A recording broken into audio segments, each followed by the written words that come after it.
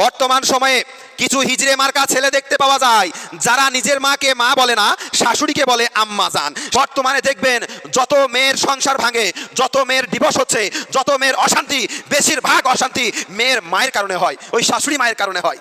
মেয়ে দেখতে গেছেন, দেখবেন যে বাড়িতে মেয়ের মা বেশি কথা বলছে, বাপ চুপচাপ আছে, খবরদার সে বাড়িতে বিয়ে দেবেন না। বর্তমান সময়ে কিছু হিজড়ে মার্কা ছেলে দেখতে পাওয়া যায় যারা নিজের মাকে মা বলে না, শাশুড়িকে বলে আম্মা জান, শাশুড়িকে বলে আম্মি জান। হে মুসলমান, দেখবেন সমাজে এই রকম হিজড়ে মার্কা ছেলে দেখতে পাওয়া যায় যারা নিজের কথাই কাজ করে না, বউ যেটা বলে সেটা শুনে, বউ যেটা করতে বলে ওটাই করে, বউ যেখানে যেতে বলে সেখানে যায়, যেখানে বউ মানা করে সেখানে যায় না। বউ যদি বলে এখানে যাও ওখানে যাবে, ওখানে যেও না সেখানে যাবে না, এখানে উঠো ওখানে বসো, এক কথায় বউ যেটা বলে সেটাই শুনে। বর্তমানে কিছু কিছু হিজড়া মার্কা কাপুরুষ দেখতে পাওয়া যায়। এই কাপুরুষগুলা বইয়ের গোলাম, বইয়ের আঁচলের তলায় ভরা থাকে, বউ ভড়ুয়া, বউ যেটা বলে সেটাই শোনে। নিজের মাকে তো মা বলে না, আবার শাশুড়িকে বলে আম্মি জান। বেটা কাপুরুষ, হায় বেটা হিজড়া, তোকে জন্ম তোর শাশুড়ি দিয়েছিল না তোর মা দিয়েছিল? রেডিমেড মা। আজকে নিজের মাকে ভুলে গেছে, দি রেডিমেড মা পেয়েছে।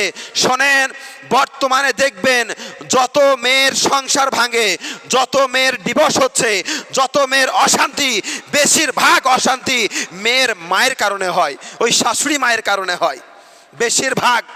যে বাড়িতে দেখবেন মেয়ে দেখতে গেছেন, দেখবেন যে বাড়িতে মেয়ের মা বেশি কথা বলছে, বাপ চুপচাপ আছে, খবরদার সে বাড়িতে বিয়ে দেবেন না। কেন? সে বাড়িতে জীবনে সুখ পাবেন না। মেয়ে যদি মডল হয়ে যায় সে বাড়িতে জীবনে সুখ আসতে পারে না। আর এই বর্তমান জামানায় বেশিরভাগ মেয়েদের সংসার নষ্ট হয়, যদি গবেষণা করে দেখা যায় বেশিরভাগ তার মায়ের দোষ আছে। আর বেশিরভাগ মেয়ের ঘর নষ্ট হয়, ভেঙে যায় তার মায়ের কারণে। মুসলমান, বউ যেটা বলে সেটাই শুনে, নিজের মাকে দেখে না, নিজের মাকে ভাত দেয় না। আরে নিজের মাকে একটা চিনি পর্যন্ত খাওয়ায় না, চিনির দানা পর্যন্ত খাওয়ায় না।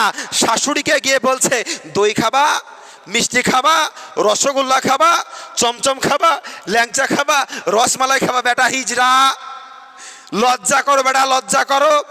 দুদিনকার রেডিমেড শাশুড়ির জন্য যদি এত পাগল হয়ে যাও, তোমার মা তোমাকে জন্ম দিয়েছে তার প্রতি খেয়াল রাখলে না, আর আজকে বইয়ের গোলাম হয়ে গেলে, বইয়ের আঁচলে ঢুকে গেলে, সেই কারণে শাশুড়িকে আজকে মা বলছো আর নিজের মায়ের পেটে লাত মারছো। আবার দেখা যায় ওই মতো লোক, ওই রকম শাশুড়ি, ওই রকম বউ আর ওই রকম জামাই, তাদের বউগুলো আবার বেশি বোরখা পরে ঘুরে বেড়ায়, তাদের বউগুলো আবার বেশি নামাজ পড়ে।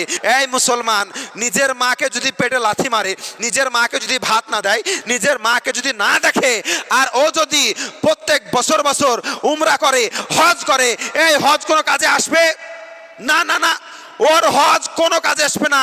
ওই হজের 5 পয়সা দাম নাই। নিজের মাকে দুঃখ দিয়ে, কষ্ট দিয়ে, যন্ত্রণা দিয়ে যদি কোনো ছেলে হজ করতে যায়, একবার নয়, 2 বার নয়, যদি প্রত্যেক বছরে বছরে 3 বার করে হজ করে, উমরা করে, তারপরেও তার একটা উমরা কাজে আসবে না, কোনো হজ কাজে আসবে না।